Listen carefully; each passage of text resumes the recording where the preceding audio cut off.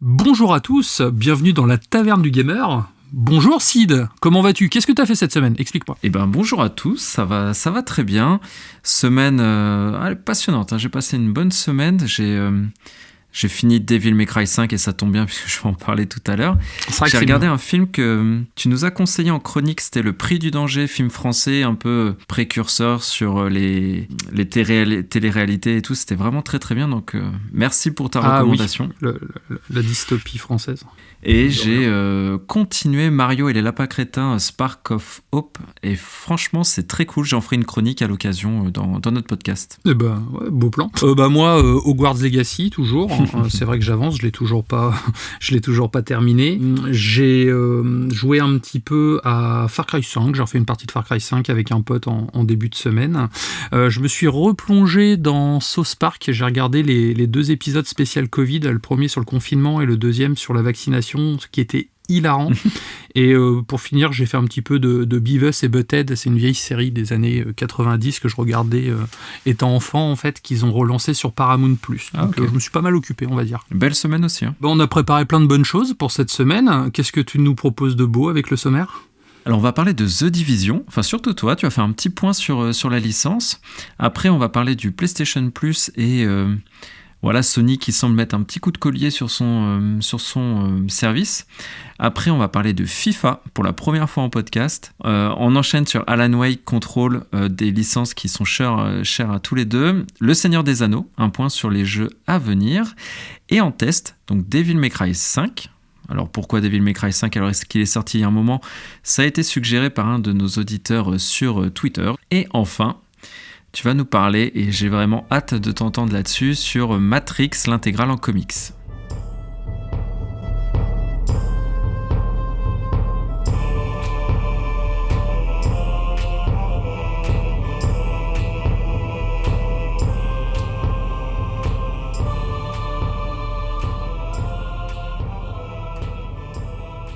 Alors, pour commencer cette semaine, je vais faire un point sur la licence Division, car il y a eu quelques news qui sont tombées. Donc, The Division est une licence qui appartient à Ubisoft.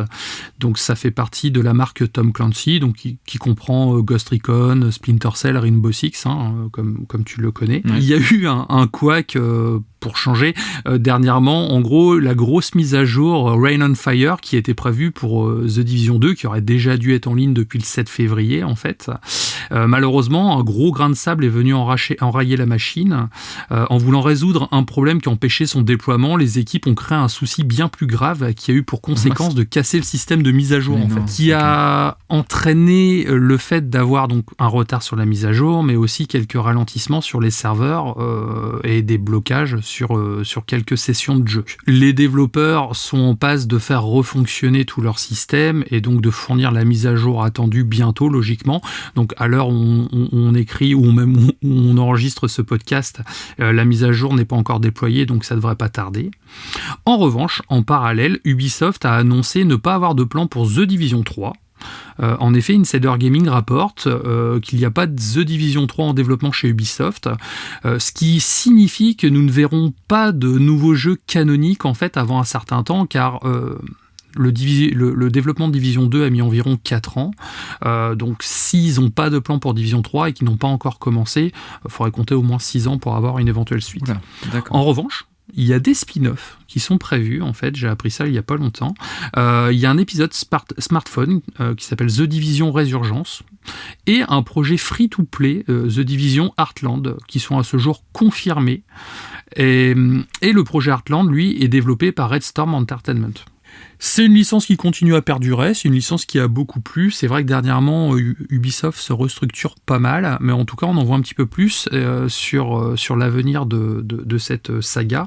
Pas de Division 3 du coup, mais de mises à jour régulières avec du nouveau contenu pour Division 2. Donc contrairement aux deux premiers qui étaient sortis avec peu d'intervalle, là on aura du contenu plus régulier sur Division 2. Et par la suite, peut-être un jour, une suite digne de ce nom. Bon, déjà, ça rassure, Ubisoft n'a pas arrêté ses plans avec cette licence, parce que Ubisoft, en ce moment, on a toujours un petit peu peur. Et est-ce que tu peux rappeler un petit peu pour nos auditeurs qui connaissent moins cette licence, qu'est-ce qu'on y fait dans le jeu ? Ça ressemble à quoi ? Alors justement, c'est pour ça aussi que je voulais parler de cette licence. Ça fait 2 semaines que je tape sur les jeux à service qui ferment un par un. Et celui-ci, c'est un jeu à service qui continue. En gros, The Division, on se retrouve dans un univers suite à une pandémie, une espèce de grippe en fait qui avait contaminé les billets aux États-Unis, donc en plein Black Friday, ce qui a eu pour raison d'anéantir une bonne partie de l'espèce humaine. Ah, d'accord. Comme il n'y a plus de service de police, il n'y a plus de service de pompiers, rien du tout, les États-Unis avaient prévu un plan B d'ultime recours qui s'appelle la division, c'est-à-dire c'était des gens un peu lambda comme nous qui étaient inscrits sur une liste de secours et en cas de problème, on les alerte pour qu'ils puissent se regrouper et créer une nouvelle société, enfin du moins rebâtir la société telle qu'elle l'était avant ce drame. Okay. Le premier Division se passe à New York, donc dans un décor enneigé de toute beauté, et le deuxième avait pour originalité de se passer à Washington, ce qui était un peu original dans le sens où Washington n'est pas une ville qui est spécialement présente dans l'univers du jeu vidéo. Ouais, en fait. C'est du looter-shooter, c'est-à-dire on doit prendre des armes avec des niveaux, des tenues avec des niveaux, puis on avance en coop à plusieurs pour faire des missions. Donc moi, c'est ce qui me fait... Enfin, j'y joue pas mal à Division, c'est ce qui m'emmerde un peu, c'est le côté looter-shooter, parce que j'aime pas ça. Moi, j'aime bien le côté réaliste, une balle dans la tête et t'es mort. Et là, on se retrouve vite avec l'effet sac à PV. Ah oui, après, en coop, c'est très très fun, et le scénar est vraiment sympa. Il y a un bel avenir pour la licence, alors, si j'ai bien compris ce que tu nous disais. Tout à fait. La licence Tom Clancy, en général, est une licence qui m'est chère, et malheureusement, ils font plus grand-chose en ce moment sur Tom Clancy. Et de savoir qu'il y a encore au moins un projet là qui continue de fonctionner, bah, ça me fait plaisir, j'y retourne de temps en temps, quoi. Parlons un petit peu du PlayStation Plus maintenant. Donc, résumé rapide des 3 offres, le nouveau service de PlayStation a muté l'année dernière. Donc il y a le PlayStation Plus essentiel, celui que tout le monde connaît, on a des jeux offerts tous les mois, le multi et le cloud. Le PS Plus Extra, où il y a 400 jeux, il y a le Ubisoft Plus, enfin il y a quelques rajouts. Et le Premium, où on ajoute des jeux rétro, des démos exclusives, du streaming et... 340 jeux de plus, donc 740 en tout. Donc la surenchère ne s'arrête jamais. moi, à date, en tout cas, je suis abonné au Premium. Je suis pas vraiment convaincu de l'offre. Quand il a été question de le renouveler, tu vois, j'ai vraiment hésité entre l'extra et le premium. J'ai laissé une dernière chance au premium, mais moi, à date, là, je suis pas tellement convaincu par le service. Et justement, je vais parler davantage de l'extra et de l'essentiel. Depuis quelques mois, et on s'était fait un petit peu la remarque avec les dernières fournées de jeux là qui sont arrivées, Sony commence à mettre davantage le paquet sur les jeux. Donc on a eu par exemple Mafia, la Definitive Edition que tu adores, je crois. C'est vrai. Il y a eu Devil May Cry 5, évidemment, je vais en parler tout à l'heure, Returnal, Bloodborne, Demon's Souls, Destiny dans le PS Plus, là, Far Cry 5, Yakuza, enfin bref, pas mal de choses. Jedi Fallen Order aussi qu'on avait bien aimé. Mais qu'est-ce qui a créé la surprise? C'est les jeux qui arrivent là en février. Et ça a beaucoup fait parler sur les réseaux, ils ont réussi à faire un buzz, ça c'est bien. C'est l'arrivée d'Horizon Forbidden West. Seulement 1 an après sa sortie et accompagné. C'est vrai que c'est beau. T'as vu, c'est étonnant quand même, le jeu est sorti depuis peu de temps, c'est une grosse IP quand même de PlayStation qui a très bien marché. C'est vrai. Et si peu de temps après la sortie du jeu, l'avoir dans le PS Plus, ça a vraiment surpris. Et accompagné en plus de The Quarry, donc tu vois, plutôt pas mal. Et pour le Premium, carrément, une démo de God of War. Ça, j'ai envie de dire, il était temps quand même, parce qu'avec le Premium, oui, t'as envie que la démo, elle arrive en même temps que le jeu. Mais bon, 50 ans après. Exactement. Mais alors, la question sur les réseaux, j'ai vu tout le monde un petit peu s'enflammer. PlayStation va rattraper le Game Pass, etc. Dans la philosophie. Et mon décryptage, suite à ces grosses annonces et un petit peu à tout ce qui s'est dit sur les réseaux sociaux, je ne pense pas, toujours pas. Je suis convaincu que Sony gardera sa stratégie qui est plutôt de donner un second souffle à des jeux. Alors on va dire, mais pourquoi Horizon ? Ça s'inscrit complètement dans cette démarche. Il y a une actualité forte cette année avec Horizon. On s'attend à avoir un gros DLC d'Horizon. On a le PSVR qui est accompagné d'un jeu Horizon. On a du multi certainement qui devrait arriver. Enfin, tu vois, tout un tas de choses qui font que sortir dans le PS Plus Horizon Forbidden West, c'est un bon move parce que ça va relancer un petit peu la hype autour du jeu et ça permettra peut-être de donner envie sur du VR, peut-être de vendre davantage de DLC courant de l'année. Donc, en ça, j'ai trouvé que c'était plutôt intéressant. Et en termes de stratégie, Le jeu a quand même 1 an. On sait que le Game Pass, sa grande force, c'est plutôt de miser sur des jeux sortis Day One. Et ça, du Day One dans le PS Plus, à mon sens, ça n'arrivera toujours pas. Parce que ce que veut Sony, c'est... Non, c'est pas prévu. Ouais. Davantage de vendre, tu vois, du jeu physique ou du jeu des maths, mais en tout cas, vendre son jeu et pas tant que ça, vendre du service. Et on sait que ça fonctionne. Hein. On a été surpris par certains chiffres, mais par exemple, Dead Space, 80% des jeux Dead Space en physique ont été vendus par exemple sur PS5 et 20% sur Xbox. Hogwarts Legacy, ils ont communiqué sur les chiffres anglais, 85% des Hogwarts Legacy en physique sont sortis sur PlayStation et 15% sur Xbox. Donc en ça, je pense vraiment que le PS Plus va garder ce côté un petit peu renouveau, redonner du souffle à certains jeux un peu plus anciens, et le Game Pass va conserver sa philosophie qui est celle qui cartonne et qui donne envie à tout le monde, c'est le jeu Day One. Ouais, je trouve que c'est bien parce qu'au final, les gens qui veulent acheter le jeu Day One peuvent l'acheter Day One directement, profiter directement. En l'occurrence, une personne qui n'est pas super pressée ou qui a d'autres jeux en cours peut très bien attendre justement la sortie dans l'abonnement, ce qui permettra de jouer à un maximum de jeux, quoi. Donc oui, c'est une stratégie différente. On sent que c'est pas la même clientèle des deux côtés, et puis au prix que Sony met dans les développements de ces jeux AAA, forcément les sortir direct dans le PS Plus, ça serait se tirer une balle dans le pied. Non, je trouve que c'est une bonne stratégie. Et quant à la stratégie, on est plutôt d'accord. Quant au contenu du premium, bon bah là, moi je trouve, il y a encore surtout sur le jeu rétro, ils ont vendu le premium avec le jeu rétro. Là, j'en ai pas vraiment pour mon compte, mais le PS Plus Extra et Essentiel, c'est vrai qu'il commence vraiment à être très très compétitif et intéressant. Donc à voir, parce qu'on sait que Sony freine plutôt des cas de fer quand il s'agit d'investir dans les services. Donc comme je dis, à voir dans quelle mesure cette année va représenter un changement pour le service ou non. On verra. On décryptera ça en tout cas ensemble en podcast comme d'habitude. Déjà, ce qui est bien, c'est que Sony est très réactif dernièrement. C'est vrai que pendant un certain temps, ils campaient sur leur position, pas de service d'abonnement ou quoi. Et plus ça va, plus ils sont en train de s'adapter aux nouvelles tendances du marché. Et ce qui est quand même très positif, parce qu'au final, c'est ce que les joueurs demandent et Sony les écoute. Donc c'est bien. Et c'est un mérite aussi à attribuer à Xbox, parce qu'ils ont été compétitifs sur le service, ils ont donné un peu le là. Donc voilà, c'est un marché qui bouge et à mon sens tout ce qui est en train de se passer va plutôt dans le sens du joueur et du consommateur, donc quand c'est comme ça, nous on est content. Une fois n'est pas coutume, je vais parler de FIFA. Alors, j'ai jamais parlé encore de jeux de sport, c'est une grande première. C'est vrai qu'on nous a dit pourquoi vous parlez jamais de jeux de sport ou quoi. Bon, c'est vrai que c'est pas forcément ma came de base. Je suis pas un grand spécialiste, mais je suis tombé sur une news dernièrement qui mérite d'être portée à votre attention. FIFA, donc Electronic Arts, signe un énorme contrat avec la Premier League. Alors, pour recontextualiser, FIFA 23 sera le dernier épisode le dernier épisode de la licence. Donc, dans quelques mois, la nouvelle itération de la machine à sous d'Electronic Arts s'appellera eSport FC. Ah oui, ok. Depuis quelque temps, la relation entre la FIFA et Electronic Arts avait pris du plomb dans l'aile. Le divorce avait été précipité par le coût bien trop onéreux de la marque FIFA, en fait. Actuellement, du coup, Electronic Arts et FIFA travaillent chacun de leur côté sur une nouvelle itération. Donc on aura un nouveau FIFA, donc potentiellement fait par un autre éditeur, et Electronic Arts qui va continuer son système actuel mais sous un nouveau nom. C'est un coup dur, ça. C'est un coup dur parce que chaque année les éditions numérotées s'écoulent quand même par wagon, et en Europe FIFA 23 s'est classé première position des ventes, ce qui est le cas chaque année quelle que soit l'itération annuelle de FIFA. Le FUT, c'est le FIFA Ultimate Team qui rapporte plusieurs milliards à la compagnie tous les ans, donc c'est pas une manne financière anodine. Après, est-ce que Electronic Arts va réussir à faire rentrer leur nouvelle marque dans l'inconscient collectif ? Bon, ça, on le saura un petit peu plus tard.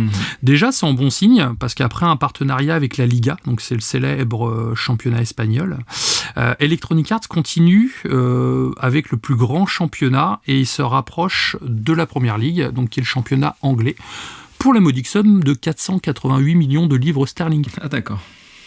Donc c'est le prix que leur coûte juste la licence, la licence de la première ligue, calme. donc le championnat anglais, comme je le disais tout à l'heure. Donc ça calme. C'est là que je me dis, mais combien demandait FIFA pour la marque FIFA ? Oh là là, Parce que quand on voit le montant phénoménal, je me dis que quand même, ça devait être un petit peu, ça devait piquer. La note devait être salée. Ce qu'il faut savoir aussi, c'est que Electronic Arts a multiplié par 2 le prix de cet accord, c'est-à-dire si le championnat anglais est important pour eux. C'est de mémoire, c'est la première fois qu'un jeu aussi populaire change de nom comme ça. Il n'y a pas spécialement de communication pour le grand public parce qu'autant le fidèle gamer, lui, va le savoir et va suivre un petit peu le sujet. En revanche, le grand public, lui, risque de se retrouver avec un FIFA dans un rayon et au final pas prendre le bon jeu, ce qui peut arriver. Pour ceux qui vont mettre FIFA sur leur jeu en remplacement, mais ils ont un coût marketing d'avance, parce que monsieur et madame tout le monde qui suivent pas les actualités vont acheter comme chaque année leur jeu FIFA pour offrir à un proche ou autre, mais ce sera plus celui de EA, quoi, donc c'est assez fou. Exactement, donc c'est un gros pari risqué au final, et aux dernières nouvelles, FIFA FUT était milliardaire, donc rapportait plus, je sais plus c'était combien, c'était 3 ou 4 milliards par an que ça rapportait, enfin c'est un chiffre phénoménal. Tu sais, le FUT, c'est un système où tu as des decks de cartes, les cartes c'est des joueurs en fait, donc tu vas payer avec de l'argent réel, tu vas piocher ces cartes-là et tu vas pouvoir te composer ton équipe. Le truc c'est qu'ils sortent des decks très régulièrement via un système de saison pendant toute l'année, et les joueurs forcément peuvent se retrouver obsolètes, ce qui incite les gens à racheter régulièrement. Donc c'est clairement du pay to win en fait. Après, énormément de joueurs jouent à FUT, énormément de streamers également, je voyais ça un petit peu en recherchant un petit peu sur cette news, de streamers qui jouent à FUT et surtout qui déballent des cartes sur Twitch en fait. Ils ont du public pour ça, on va dire. Donc c'est quand même un gros coup de poker que tente Electronic Arts. C'est vraiment étonnant. Après, quand tu m'as dit que tu parlerais d'un jeu de sport, un jeu vidéo de sport, je m'attendais à ce que tu parles de Quidditch, je m'attendais à ce que tu parles du Blitzball de FF10, mais je m'attendais pas à du FIFA, donc tu vois, là tu m'apprends quelque chose, parce que moi j'avoue, j'ai jamais lancé un jeu FIFA de ma vie. La seule chose que j'avais vue sur FIFA, et c'est une auditrice qui m'a tagué sur Twitter pour me le dire, c'est que dans FIFA, on peut avoir l'équipe de Ted Lasso. Tu sais, la série sur Apple TV+, qui est une série fictive avec une équipe fictive, mais on peut prendre cette équipe dans FIFA. Et ça m'avait fait marrer, parce que la série est absolument géniale. Et je me suis dit qu'à l'occasion, si je joue à FIFA, je prendrais cette équipe. mais ouais, c'est un sacré coup quand même sur le marché du jeu de sport, là, ce que tu nous dis. C'est vrai que nous, à la Taverne du Gamer, on n'est pas spécialement joueurs de jeux sportifs, en simulation sportive, c'est pas tout à fait notre délire. Toi, t'aimes beaucoup les jeux de course de voiture, plus simulation. Moi, je joue un petit peu à FIFA, mais plus pour la partie gestion d'équipe. En fait, je fais un mode carrière où je gère une équipe, les sponsors, les transferts, les choses comme ça. C'est plus ça qui m'amuse, un peu comme Football Manager. Donc moi, je leur souhaite d'arriver à faire la transition tout en douceur, mais à mon avis, il risque d'y avoir quelques couacs quand même. Ouais, c'est clair. Parce que dire à un acheteur que c'est le nouveau FIFA, sans utiliser le nom FIFA, c'est quand même un peu compliqué. C'est clair, c'est fou quand même. Continuons en parlant de Remedy, donc le studio finlandais, un studio qu'on apprécie tous les deux beaucoup. Toi, historiquement, avec la série Max Payne, que moi je connais moins, mais dont tu es un très grand fan et un spécialiste. Et moi, j'ai découvert, petit souvenir de joueur, du coup, j'ai découvert Remedy et leur jeu au travers de Alan Wake. J'avais acheté une Xbox 360 d'ailleurs pour Alan Wake, c'était le premier jeu que j'avais acheté avec ma 3.6, avec l'édition collector. En plus, Alan Wake, c'est très joli, c'est en forme de bouquin. Et du coup, Remedy nous donne un petit peu de nouvelles des licences de leur studio. Pour replacer un peu le contexte, donc Alan Wake, pour ceux qui ne connaissent pas, c'est un jeu d'horreur, d'ambiance très très Stephen King, sur le délire, où on joue un écrivain qui se retrouve devoir survivre dans un monde un petit peu d'épouvante, ésotérique, etc. Et ils ont une deuxième licence phare qui est plus récente, qui est Control, où on parcourt, on joue une femme, donc une héroïne, qui parcourt l'ancienne maison, comme on l'appelle. C'est une très grande agence secrète gouvernementale qui est chargée d'étouffer ou d'étudier les phénomènes paranormaux. Et ce qui est même intéressant et rigolo, c'est que récemment, dans le deuxième DLC de Control, ils avaient fait un crossover où on pouvait rencontrer un petit peu Alan Wake, et je dirais pas comment pour pas spoiler, mais ils faisaient un petit peu crossover de leur univers. Et à l'annonce du coup des résultats financiers du studio, Sam Lake, le big boss, donnait des nouvelles du coup de Alan Wake 2. Donc je pense que, comme moi, Kira, tu dois être très très impatient. Je suis chaud patate, oui. Et il nous disait, alors je le cite, « Alan Wake 2 est en pleine production. Le jeu aura bientôt tout le contenu en place et il est jouable du début à la fin. Nous passerons ensuite à peaufiner l'expérience. Alan Wake est une marque unique qui rêve aujourd'hui une grande valeur pour l'entreprise. » Donc, très très cool, on sait que Alan Wake 2 est jouable du début à la fin, donc il devrait sortir incessamment sous peu, donc c'est très cool. Et il nous parlait aussi de la licence Control, et la licence Control, ils veulent en faire quelque chose d'un peu plus étendu qu'Alan Wake, qui sont vraiment des gros jeux solo. Donc ils ont prévu un projet qui s'appelle Condor, il me semble, qui sera du multi-A4 dans l'univers de Control, donc l'univers un peu paranormal, etc. Et la suite, Control 2, qui arrivera aussi, donc la suite en solo. Et ils ont annoncé aussi, et là ça devrait te faire plaisir, surtout la dernière annonce, donc un jeu coop free-to-play qui va s'appeler Vanguard, sans qu'on ait trop de détails, mais je crois que c'est Tencent qui est engagé avec eux, donc en termes de moyens, ça devrait y aller. Et surtout... Oui, c'est clair. Et surtout... qui ira Max Payne 1 et 2 en remake, en lien avec Rockstar. Et tout ça, c'est dans les tuyaux. Donc tu vois, on a Alan Wake 2, Control le multi, Control 2, Vanguard le free-to-play coop, et Max Payne 1 et 2 en partenariat avec Rockstar. Donc, franchement, ils font rêver la Remedy. Ouais, c'est que des bonnes nouvelles. Je mets juste une micro-déception dans tout ce flot de bonnes nouvelles. C'est que moi, il y a un jeu que j'ai beaucoup aimé, qui s'appelle Quantum Break, qui était sorti sur Xbox à l'époque et que j'ai refait il y a pas longtemps, justement. C'est marrant. Et c'est un jeu, en fait, où on avait des séquences, des chapitres de jeux vidéo entrecoupés d'épisodes de 20 minutes d'une série télé avec des acteurs IRL, en fait. Ah ouais. Et je sais que j'avais beaucoup aimé ce jeu-là et j'aimerais vraiment qu'il fasse une suite ou un crossover justement avec Control, parce que contrairement à Alan Wake où la jonction en fait se fait, mais c'est un peu plus, il faut vraiment tirer sur l'univers pour pouvoir faire le croisement. Là, Quantum Break pourrait totalement se passer dans le bureau de Control en fait. Donc c'est vraiment quelque chose que j'aimerais bien voir revenir, et c'est dommage, ils en parlent pas. Je pense que la licence n'a pas dû assez fonctionner malheureusement. Ouais, c'était une belle exclue Xbox en plus, donc je te rejoins, c'était vraiment très très cool comme jeu. C'est vrai qu'à l'époque en plus c'était une killer app, c'était super beau. Donc, pour finir, Embracer Group, donc le studio qui a racheté la licence Middle-earth Enterprise, j'allais la faire. Je regarde Star Trek en ce moment, ça sent. Middle-earth Enterprise en août 2022. Donc ils ont obtenu les licences de la trilogie du Seigneur des Anneaux et du Hobbit. Donc ils viennent d'annoncer l'arrivée de 5 jeux issus de la licence Le Seigneur des Anneaux pour les 2 années à venir. Donc c'est quand même très proche. Déjà, ce qu'il faut savoir, c'est qu'Embracer Group sur 2023, ça va être Dead Island 2, Warhammer 40 000 Space Marine 2 et Payday 3. Donc c'est les 3 gros jeux qu'ils ont prévus cette année. À cela, du coup, on rajoute le jeu Le Seigneur des Anneaux Gollum, qui est toujours prévu. Alors c'est surtout, disons que le jeu Gollum, c'est pas eux qui l'ont produit en fait. La production avait été lancée avant le rachat, mais va faire partie de leur catalogue. Et derrière ça, ils ont annoncé en fait un jeu mobile, Seigneur des Anneaux, qui était prévu de sortir. Pour ce qui est des 3 autres jeux, pour l'instant, on n'en sait rien du tout, on n'en sait pas plus. Mais en tout cas, voilà, cette licence si chère à ton cœur, en fait, n'est pas près de s'arrêter dans le jeu vidéo. Et ils ont prévu des plans quand même assez conséquents sur un plus ou moins court terme. À côté de ça, le dernier rapport a publié qu'Embracer a prévu de sortir 94 jeux pour l'exercice 2023-2024, 31 AAA d'ici 2027-2028 et 19 jeux commercialisés d'ici 2025-2026. Et à cela, on rajoute les fameux 5 jeux Seigneur des Anneaux. Donc, je pense qu'on n'est pas prêt de les voir disparaître. Ouais, il faut rappeler qu'Embracer Group, en termes de studios, on parle beaucoup de Microsoft là, qui sont en train de racheter des studios, de Sony et leurs studios, mais Embracer Group ont plus de salariés en termes de développeurs que Sony et Microsoft, plus de studios. Enfin, Embracer Group, c'est quelque chose d'absolument énorme aujourd'hui. Et pour ces 5 jeux Seigneur des Anneaux, donc tu en as cité 2, il y a Gollum et le jeu mobile d'EA.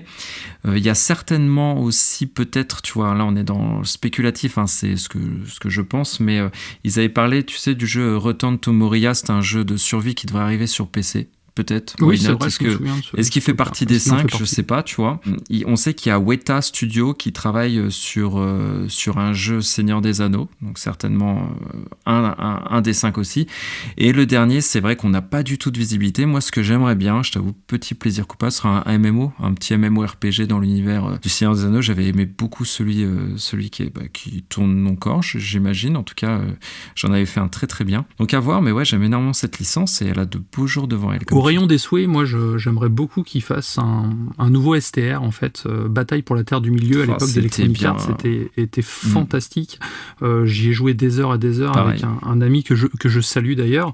Et c'est vrai que la dernière fois on se faisait un petit Age of Empire et puis on se remémorait un petit peu nos vieilles parties du Seigneur des Anneaux en disant oh là là c'était quand même cool, c'est dommage et tout.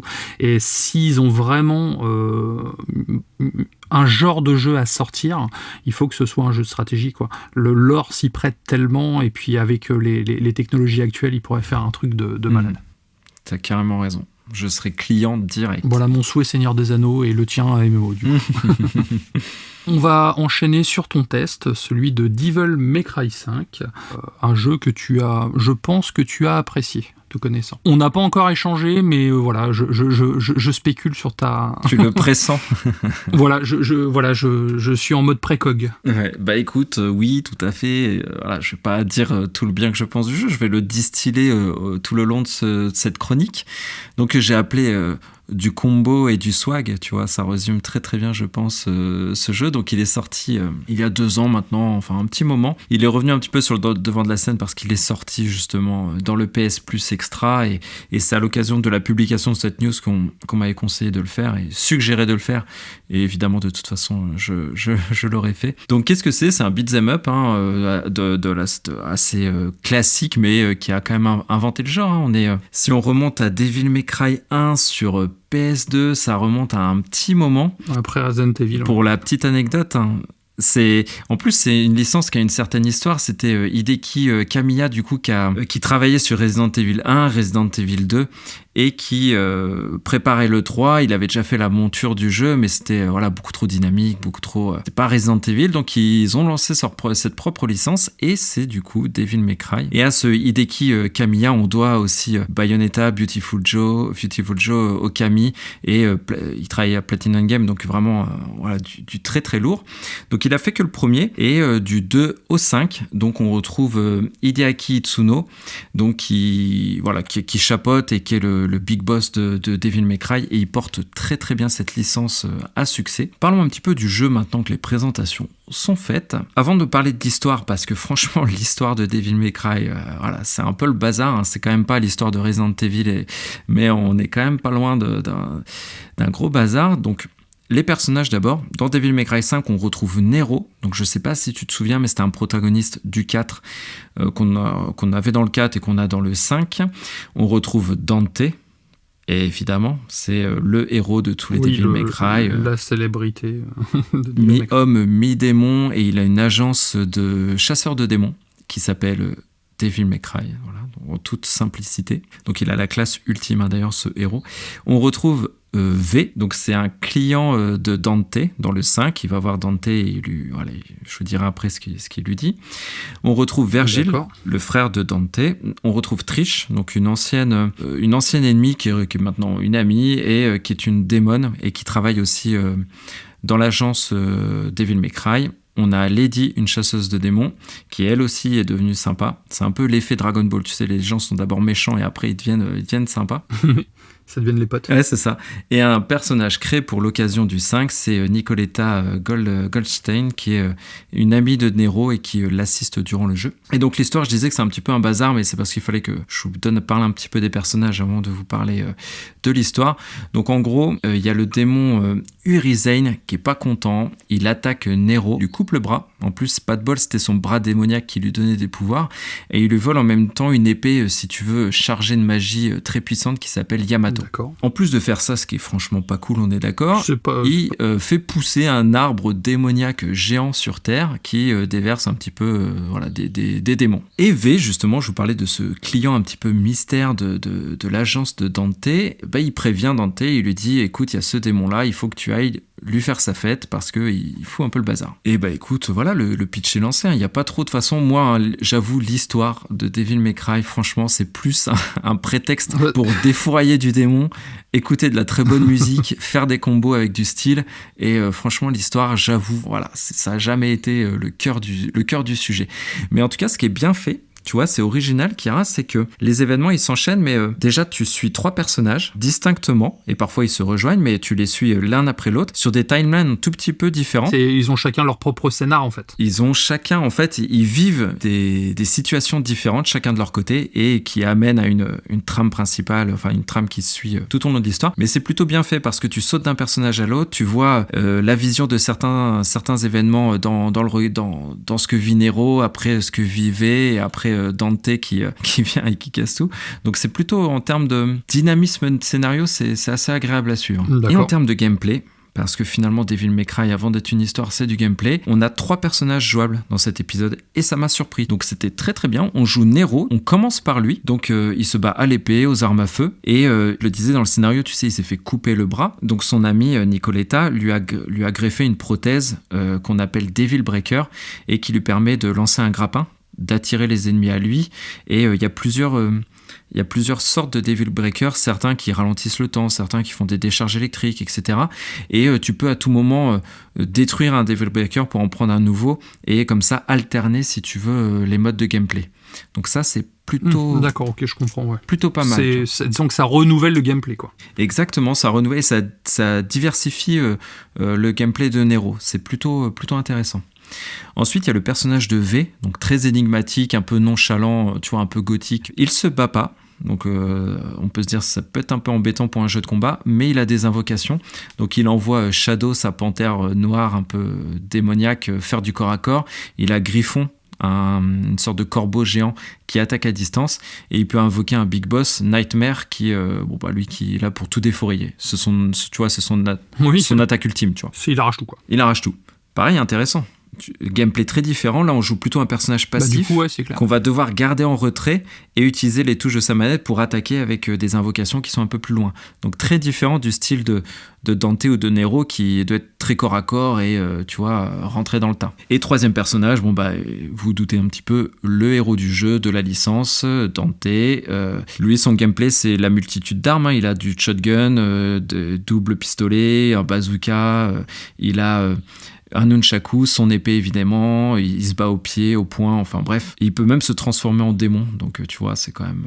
ça, c'est un peu pété. C'est un peu pété, c'est la classe aussi. Quand tu varies les armes, forcément, tu varies la façon dont tu joues, et cette variété, tu vois, rend les combats très, très, très, très stimulantes avec les 3 personnages. Et comme on passe de l'un à l'autre, tu vois, ils ont tous leurs spécificités, et ça rend vraiment l'ensemble très, très, très cool à jouer. Tu t'ennuies jamais, en fait. Ça, c'est cool, c'est important pour un jeu avec une telle frénésie, on va dire. Et le frénésie, c'est exactement le bon mot, parce que j'allais parler justement, le gameplay, le game design, en fait, on enchaîne des successions de vagues d'ennemis, enfin, on traverse les niveaux et on combat dans des arènes des démons, et tout le sel du jeu, c'est la frénésie, tu l'as dit, c'est d'enchaîner les combos, de varier les armes. Donc tu commences un combo avec ton épée, tu continues avec tes pieds et tes poings, tu termines avec ton pistolet, tu te transformes en démon, enfin bref, tu vois, il faut dans un combo essayer de varier un maximum les styles d'attaque que tu fais, et comme ça, après chaque petite arène, tu as une note qui va de D à triple S. Et en fonction de cette note, déjà c'est la classe quand même, t'es content d'avoir une bonne note, et en plus tu récoltes des démonites rouges, comme historiquement dans les jeux, qui te permettent, entre chaque niveau, d'acheter des compétences, et tu en as beaucoup à acheter des combos, acheter des Devil Breakers différents pour Nero, et ce sur les 3 personnages. Donc tu vois un peu la diversité, ahurissant, tu vois ce qu'ils ont fait en termes de gameplay. Et enfin, le level design, je l'ai dit, on est dans des niveaux un petit peu couloir, faut bien l'avouer, mais c'est un peu le sel du jeu, on n'est pas du tout dans un monde ouvert, on enchaîne les couloirs et les arènes. Par contre, ce qu'ils ont très très bien fait, et pareil, ça m'a surpris, même si c'était déjà le cas dans ceux d'avant, les niveaux regorgent de passages secrets, de niveaux cachés, de récompenses, tu vois, et qui sont dissimulées. Il y a un côté exploration. Ouais, exactement, un côté exploration dans ces couloirs, et ça rend le truc très valorisant pour le joueur. Tu vois, quand tu vas escalader ça, qui va t'emmener là, puis là, et que tu trouves un truc qui va augmenter ta barre de vie, bah là, tu vois, satisfaction, et ouais, c'est clair, ouais, ça t'incite à fouiller davantage parce que la récompense en vaut la chandelle, quoi. Exactement. Et donc, les plus et les moins, maintenant que que j'ai dit l'essentiel sur le jeu à mon sens, ce que j'ai adoré, et ça vraiment, j'ai vraiment adoré, les musiques sont trop cool et elles varient en fonction de tes actions dans les jeux. Et bah, un peu à la Hi-Fi Rush dont tu parlais il y a 2-3 émissions. Carrément, ouais. Selon ce que tu fais, la musique varie, selon l'action, le tempo, etc. Et franchement, tu l'as dit, c'est un jeu qui est frénétique, où il se passe toujours plein de choses, on doit faire des combos, on doit être réactif et tout, toujours sur le qui-vive, et bah ça rajoute une dimension gameplay. Tu vois, c'est vraiment la musique au service du gameplay, et ça j'ai beaucoup aimé. Autre chose, c'est le personnage de Dante, dont je suis grand fan, qui a une classe folle, qui a un petit bagou, tu vois, un petit peu insolent tout le temps, parce qu'il est extrêmement puissant, et ça rend le personnage vraiment très très cool. Ouais, exactement. La mise en scène, avec des plans de caméra proches du cinéma, je trouve. Ils ont fait beaucoup d'efforts sur... toi qui es un grand cinéphile, je pense que tu apprécierais de voir le travail qui est fait sur la caméra, dans les scènes cinématiques, la mise en scène, les ralentis, etc. C'est très bien fait. Autre point fort, et ça c'est le plus gros point fort pour moi, et c'est ce que j'aime, les combats, les combos et le système de notes. Ouais, j'avoue, moi ça tu sais que c'est vraiment ma ouais. C'est ton délire. Le point suivant, il y a beaucoup de points positifs, hein, mais le point suivant est un gros point positif, et je sais pas si tu le savais, peut-être que je vais t'apprendre quelque chose, mais le jeu est très joli, bon ça je te l'apprends pas, il est très fluide, il tourne à 60 fps, et le moteur du jeu, c'est le RE Engine, qui a été utilisé sur Resident Evil 7, qui a été utilisé sur Devil May Cry 5. Oui, c'est le jeu le moteur graphique que Capcom utilise sur tous leurs jeux maintenant, parce que Monster Hunter, je crois que c'est pareil. Tu vois, vraiment très cool. J'étais content de voir cette petite anecdote, et le moteur graphique, il sait pas faire que du FPS, tu vois, il en a dans le ventre aussi pour les jeux ultra frénétiques. Si on a la télévision compatible avec la PS5 et la fonctionnalité VRR, il tourne à 120 FPS le jeu. Et pour avoir testé, c'est vrai que ça envoie du lourd. Et c'est le jeu parfait pour tourner à autant de FPS. Mais est-ce que 120 FPS, tu sens vraiment la différence par rapport aux 60 ? Franchement, tu vois la différence. Enfin, après, est-ce que... Ouais, tu vois la diff, parce que normalement, le cerveau, il est pas censé, tu vois. Si, après, tu sais, sur PC, tu peux monter à 250 FPS, mais oui, là, t'as plus aucun intérêt, tu vois. Moi, je joue à StarCraft à 300 FPS, mais ça a aucun intérêt, tu vois.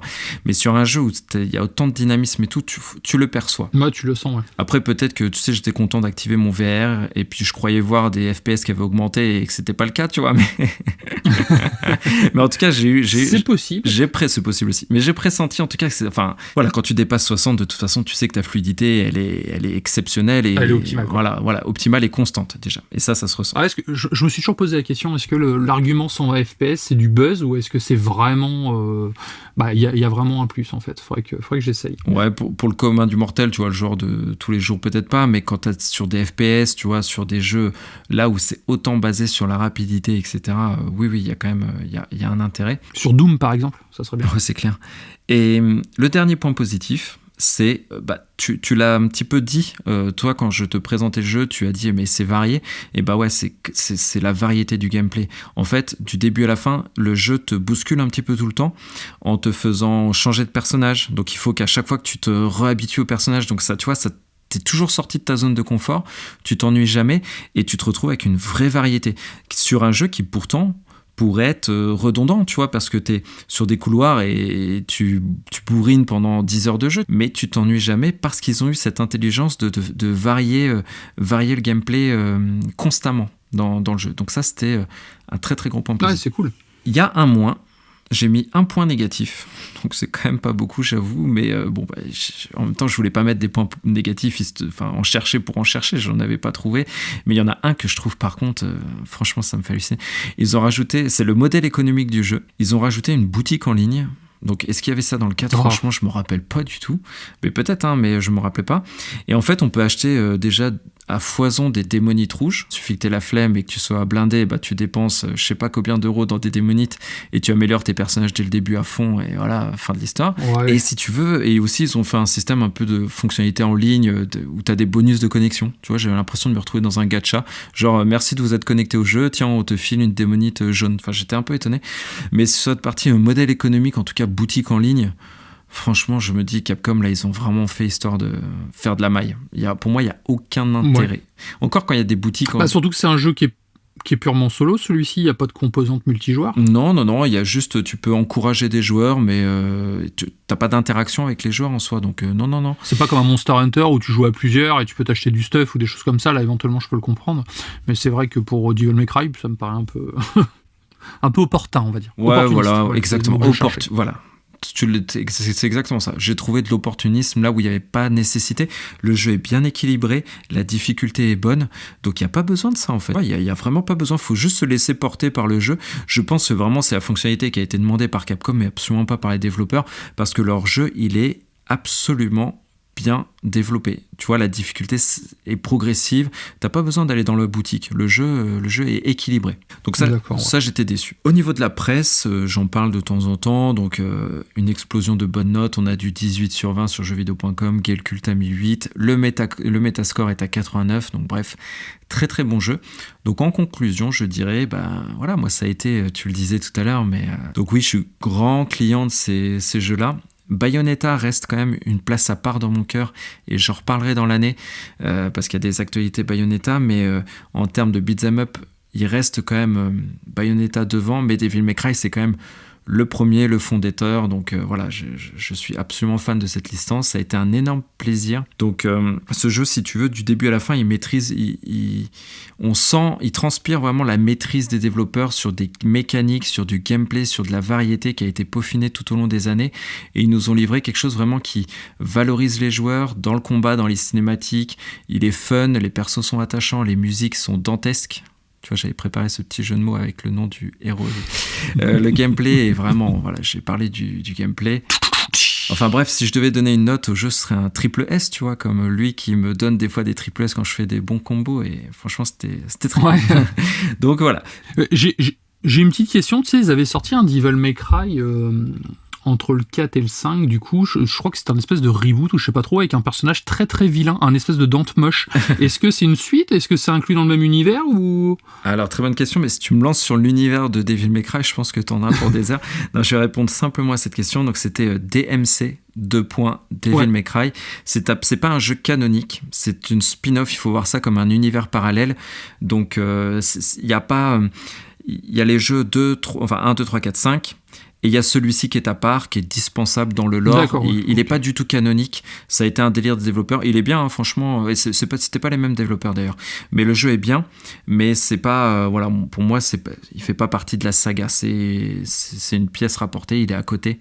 Mais t'as raison. Oui, pour moi, Dante, Dante. Pourquoi retravailler le personnage de Dante alors qu'il a un charisme exceptionnel? Mais DMC reste cool. Hein. Franchement, je dénigre pas le jeu qui était bien. Mais c'était pas canonique, tu vois, ça fait pas partie du lore de Devil May Cry, de la série numérotée. D'accord. Donc je rappelle, hein, c'était Devil May Cry, pas Devil May Cry 5, édité par Capcom et qu'on trouve partout, hein, sur toutes les plateformes. Donc j'ai parlé du PS Plus parce qu'il était dispo dedans, mais on l'a sur Xbox évidemment, donc il est dispo partout. Bonne recommandation. Alors. Et ouais, je sais qu'il te faisait un petit peu de l'œil, et je sais pas, alors tu vas y toucher, tu vas tester un petit peu le jeu.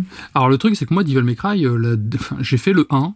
Je crois que j'ai dû faire le 2 et après j'ai totalement arrêté la saga, donc je me dis reprendre au 5 en fait c'est peut-être un peu comment dire, ça va peut-être être un peu nébuleux déjà pour la compréhension du scénario, mais même pour rentrer dans l'univers en fait, donc je sais pas, j'attends de voir tomber sur une bonne promo ou éventuellement une intégration sur le Game Pass. Excellente remarque, il y a deux écoles en fait. Il y a ceux qui s'en foutent de l'histoire et on peut attaquer le 5 direct sans se poser de questions parce que le jeu nous accompagne dans l'histoire et ça le fait, tu vois. Et sinon, pour ceux qui veulent commencer par le 5, mais quand même suivre un peu l'histoire, le jeu a été prévu pour, il y a des cinématiques et il y a l'histoire du jeu qui est expliquée de l'épisode 1 à 4 dans le menu du jeu de base. Donc franchement, c'est plutôt bien fait. Donc ne soyez pas rebutés par l'aspect 5 du titre. Il peut être fait même sans avoir fait les autres. Le jeu nous explique. D'accord, oui, donc c'est intéressant même pour les novices, on va dire. Donc tu as bien fait de me lancer sur ce sujet-là, j'avais oublié de le dire. Donc oui, on peut commencer tout à fait par Devil May Cry 5, il n'y a pas de mal. Surtout que les épisodes 1, 2, 3, 4, 5, en fait, c'est tellement un peu le bazar dans l'histoire. Le 2, c'est le premier, après il faut jouer au 1, après il faut jouer au 4, après, enfin bref, c'est un peu un délire comme ça. Donc c'est Kingdom Hearts, quoi. Voilà, je te jure, c'est exactement ça. Bah écoute, après ce fabuleux test, c'est le moment de faire un petit point sur nos réseaux sociaux. Alors écoutez, suivez-nous sur Twitter, où on poste des news régulières, sur Facebook aussi, et ce qu'on aime faire, et ça c'est important pour nous, comme on dit beaucoup de choses en podcast, et il n'y a pas les images, puisque c'est un podcast, sur le principe, on aime bien illustrer ce qu'on présente. Donc la semaine dernière, par exemple, on a posté des images de Senseiya, la BD, de Dead Space, on a redonné quelques petites infos sur le Nintendo Direct, enfin on aime bien illustrer ce qu'on dit aussi sur les réseaux sociaux, et surtout, ça nous permet de dialoguer avec vous, nos auditeurs, et ça, c'est ce qui est le plus important pour nous, c'est d'avoir vos retours, vos recommandations, et le concept de notre podcast, c'est de nous proposer aussi des news, des sujets ou des tests, donc n'hésitez pas. On est là pour vous. Et en parlant de sujet hors sujet, là on va parler de Matrix, l'intégrale des comics. Donc ça sera mon sujet de la semaine. Ah, j'avais hâte. Oui, alors Matrix, je ne vais pas vous faire l'affront de vous représenter l'univers de Matrix, je pense qu'à l'heure actuelle tout le monde connaît, c'est une saga de films qui est sortie entre 1999 et 2003. Je ne vais pas compter l'opus qui est sorti en 2021, tout simplement parce qu'il est nul à chier, soyons objectifs.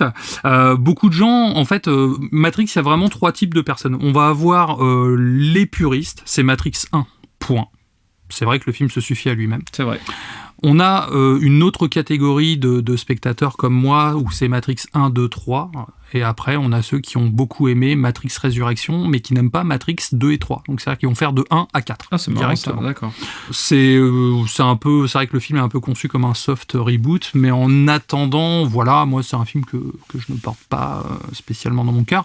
Et je reste quand même vraiment très attaché aux trois premiers films. Moi, c'est le premier que je préfère. Oui, également. De toute façon, il n'y a pas photo. Le premier Matrix reste largement supérieur aux 2 autres, mais je trouve que quand j'en lance un, je fais forcément les 3, parce que c'est un tout. En fait, je le vois un peu comme un grand film en 3 actes plutôt que 3 films.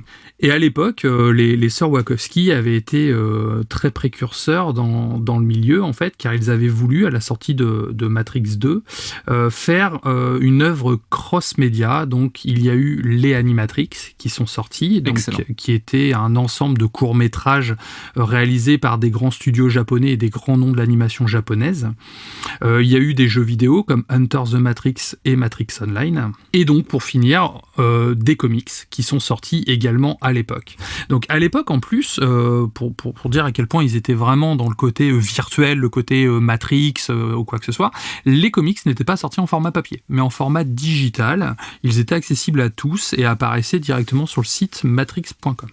Donc, c'est la première fois qu'on a l'anthologie de bande dessinée qui sort en librairie. Avant, ils avaient fait, donc on a eu le droit à 2 tomes, je crois que c'était Panini en 2008 ou 2009, qui avait regroupé l'ensemble du moins quasiment l'ensemble de toutes les mini-histoires. Mais en attendant, c'est la première fois qu'on a vraiment un ouvrage complet qui regroupe toutes les petites histoires. Donc c'est édité par, alors je vais peut-être écorcher le nom de l'entreprise, mais Eugene et Munin, voilà, je ne sais pas si ça se dit comme ça, ils ont fait une très très belle édition avec un beau papier, donc c'est un beau pépère, 400 pages. Ah oui. Il y a 24 chapitres qui étaient sortis à l'époque, plus 4 inédits, qui sont exclusivement réservés à cet ouvrage. Et donc, qu'est-ce que c'est que Matrix en comics, en fait ? Donc, en comics, on va avoir donc ces fameuses 400 pages, 28 histoires. Chaque histoire est indépendante, avec des auteurs différents, des dessins différents, et surtout des thématiques différentes. Donc, en gros, on reprend le concept d'Animatrix, mais en comics. Okay. Donc forcément, sur 28 histoires, il y en a forcément qui sont plus ou moins intéressantes. Après, ça dépend des sensibilités. Mais on va retrouver tout type. On va retrouver de la SF cyberpunk, donc Matrix. On va retrouver des histoires un petit peu plus comiques. On va retrouver des histoires plus sombres, plus dramatiques. Il y a vraiment toutes sortes de thématiques qui sont représentées. Et je trouve que les dessinateurs et surtout les scénaristes qui ont œuvré à faire ces petits enchaînements d'histoires ont parfaitement saisi le concept de Matrix, ont parfaitement saisi le lore de Matrix en fait, et hormis une ou deux histoires qui dérogent un petit peu du lore, le reste s'emboîte parfaitement dans le lore. Ils appellent ça les archives de Sion, en fait, comme pour Animatrix. Mm-hmm. Donc on peut très bien se dire que c'est des archives de personnes qui ont été libérées de la matrice, par exemple. Okay. On va retrouver de nombreux talents, hein. Donc il y a Neil Gaiman, par exemple, Dave Gibson, on va retrouver Tim Sale, Geoff Darrow, qui sont... à l'époque, en fait, ils ont pris vraiment les ténors de l'industrie de la bande dessinée pour sortir leur petite saga. Au final, c'est très rafraîchissant parce que là où j'ai pas retrouvé mon compte sur le dernier film Matrix, là, ça m'a donné envie de me replonger dans l'histoire. Et surtout, comme c'est un enchaînement d'histoires, un récit anthologique, un peu comme Métal Hurlant, que j'affectionne également, ça permet de les lire à un rythme, voilà, on n'est pas obligé de les lire de façon soutenue. On peut très bien lire 2-3, puis faire une pause d'un mois, puis en lire 2, 3, 4, et ainsi de suite. Ouais, elles sont toutes indépendantes, hein. C'est ce que tu disais. Exactement. Elles sont toutes indépendantes, il n'y a rien qui suit, il y a très peu d'allusions au film, hormis sur certaines histoires, donc ce qui permet vraiment de les lire à côté. Donc ça amplifie la diégèse de l'univers de façon... hyper conséquente, et pour tout le fan de Matrix, c'est un livre que je conseille. C'est l'univers étendu de Matrix, quoi. C'est le Matrixverse un peu, enfin, c'est ça. Dans et l'idée, quoi. On parlait l'autre jour qu'on aimait beaucoup les univers étendus et que ça reste pertinent. Et ben là, clairement, ils ont fait ça il y a 20 ans. Donc déjà, le premier Matrix était très précurseur à l'époque. Et à côté, ils ont sorti donc justement ce qu'on vit actuellement, un univers étendu, que ce soit dans le média du jeu vidéo, que ce soit dans le média du livre, et tout ça se croise et s'imbrique de façon parfaitement cohérente et homogène. Donc j'ai pas fait de section plus et de moins, parce qu'après c'est de l'avis purement subjectif. Oui, sur 28 histoires en plus. C'est ça. Il y a certaines histoires que je trouve forcément moins bonnes, ou des dessins moins jolis. Après, j'en parlais à un ami qui lui a feuilleté aussi le livre que j'avais entre les mains, et au contraire il trouvait que certaines histoires étaient plus belles esthétiquement, alors que moi je les trouvais forcément moins jolies. Donc là c'est vraiment purement subjectif. Mais en tout cas, si vous êtes fan de Matrix, moi je vous conseille vraiment de foncer sur cet ouvrage. Parce que ce livre est sorti donc pour Matrix Résurrection il y a quasiment 1 an et demi maintenant, et il commence à tomber en rupture. Donc on le trouve encore à 30€. Donc si je peux vous donner un conseil et que vous êtes fan de Matrix, allez-y, foncez, c'est très très cool. Pas mal, c'est une bonne idée cadeau en plus. Pour finir, je tenais à te remercier parce que c'est toi qui me l'as offert à Noël il y a 2 ans. Je l'avais lu à l'époque, et la frustration Matrix Résurrection m'avait mis le livre en stand-by. Là j'ai tout repris et c'était vraiment très très cool. En tout cas, l'édition était très belle en plus. Enfin, tu vois, moi je suis moins fan de Matrix, mais j'ai été tout de suite attiré par le bouquin, par ce que tu expliquais, que c'était des histoires indépendantes qui s'enchaînaient, qui n'avaient pas de lien direct avec le film à part l'univers. Et je trouve que c'est génial comme concept. Tu vois, en termes d'univers étendu, c'est super intéressant. Donc tout de suite, j'ai été séduit par l'ouvrage, quoi. Donc j'avais hâte que t'en parles. J'aime bien le concept de mini-histoires où on suit des personnages différents, et surtout la manière dont sont racontées les histoires sont vraiment changent d'une histoire à l'autre. On peut avoir une histoire où il y aura très très peu de bulles, où ça va être essentiellement du graphique avec pas mal de détails dans les dessins, ou à côté on va avoir toute une histoire en noir et blanc avec quelques notions de couleur, et où les écritures par exemple vont être uniquement en milieu de page en fait. Donc je sais pas trop comment expliquer ça, mais au lieu que ce soit des bulles, on va se retrouver avec des lignes en milieu qui va nous raconter l'histoire. Et donc forcément, quand on avance, on doit s'adapter à cette nouvelle histoire, et du coup ça relance l'intérêt systématiquement. Si je peux faire un petit regret quand même, c'est qu'il n'y a pas assez d'autours en fait, il n'y a pas assez d'annexes qui pourraient expliquer pourquoi ils ont pris ces auteurs-là, qu'est-ce que l'auteur a pensé, un peu un système de bonus qui expliquerait pourquoi ils sont partis dans cette direction. Mais là c'est vraiment pour pinailler, parce qu'en l'état, 30€ €, un si beau livre, vraiment, je le recommande. Oui, t'as 400 pages, t'as 28 histoires, comme tu disais. Après, c'est vrai que le côté making-of, comme tu dis, dans Senseiya, la BD que je présentais la semaine dernière, il y avait ça. Et c'est vrai que c'est sympa si t'as des anecdotes sur les auteurs et tout. Mais en tout cas, moi, ce que j'ai apprécié dans ce que tu as dit, et qui pour moi est un gros atout aussi, c'est tu parlais du rythme. Comme c'est des histoires indépendantes et plutôt courtes, tu vois, tu adaptes ton rythme de lecture. Et ça, c'est très, très agréable, c'est vrai. C'est ça. Moi, ce que j'ai fait, c'est que je le lisais quand j'étais en pause au travail. J'avais une pause de 10 minutes. Allez, bim, je me lisais une petite histoire parce que ça va quand même assez vite. Je rentrais chez moi, j'avais un petit créneau disponible avant de manger, par exemple. Allez hop, j'en lisais une ou deux. Le soir avant de dormir, pareil. Donc c'est bien, c'est qu'on peut vraiment, on reste dans cet univers et surtout à chaque nouvelle histoire, on se dit allez, qu'est-ce qui va se passer, qu'est-ce qu'on va me raconter, qu'est-ce que je vais vivre. Et ça relance vraiment l'intérêt tout le temps. Et à la fin, quand je suis arrivé à la fin du livre, j'ai fait ah merde, c'est fini. J'aimerais bien en avoir d'autres en fait. Ah, c'est vrai, c'est des petites parenthèses sympas de lecture. J'aime bien aussi ce format. Donc ainsi se conclut cet épisode. Oui, très cool en tout cas, moi, grand plaisir encore d'échanger avec toi autour des actualités jeux vidéo et te présenter les jeux qu'on teste, et c'est vraiment très très cool. N'hésitez pas à nous faire part de vos suggestions dans les news, comme là pour le FIFA par exemple. Bon, je vous avoue, je ne parlerai pas de Candy Crush. Pour moi, c'est pas du jeu vidéo, mais voilà, n'hésitez pas, si vous avez des choses que vous avez entendues, vous trouvez pertinent ou quoi que ce soit, pareil, taguez-moi sur Facebook ou taguez-nous sur Twitter, hein, et à partir de là, on verra à pouvoir débattre de ça, quoi. Et est-ce que tu sais quel jeu tu vas présenter la semaine prochaine en le teasant, peut-être pas en révélant le nom, mais est-ce que tu as une idée déjà ? Ouais, ça va vraiment être original en fait, mais c'est une sombre histoire de sorciers, de baguettes magiques et de comment dire, d'univers féerique. Est-ce qu'il y a une école ou pas dans ce jeu ? Il y a une école, un petit truc, hein, genre l'école Georges Pompidou de magie. Enfin, c'est un truc un peu léger, quoi. Bon, écoute, ça a l'air d'être au joueur du grenier. Un petit jeu indépendant, un peu underground qu'on connaît pas, mais ça peut être sympa. Écoute, voilà. Voilà, un petit jeu niche qui pour le coup ne fait pas parler de lui. On n'entend pas du tout parler, donc. Ok, intéressant, c'est original. Moi de mon côté, ça va être un animé japonais, encore une fois quelque chose de très original me concernant, mais qui parle de jeux vidéo. Et c'est une adaptation d'un jeu vidéo. Donc voilà, j'en dirai pas plus, mais ça va être sympa. D'accord, c'est un jeu connu ? C'est un jeu, franchement, alors ouais, quand même. Enfin, je dirais très connu dans le JRPG. Je dirais connu dans nos contrées ou connu plus au Japon. Alors, c'est un jeu japonais qui a eu un énorme succès, qui a rayonné un peu partout, mais il faut quand même être pointu sur le JRPG. D'accord. Si vous avez des idées sur ce que va nous présenter Sid, n'hésitez pas à le mettre en commentaire, et puis là, on verra si celui qui trouve, on le citera. Ouais, carrément. Très bonne idée. En attendant, je vous souhaite à tous une merci pour votre écoute et puis une excellente fin de journée, matinée, journée, ça dépend où vous vous situez en tout cas. Tout pareil. Merci pour votre écoute et bonne semaine. À la semaine prochaine. Ciao. Ciao.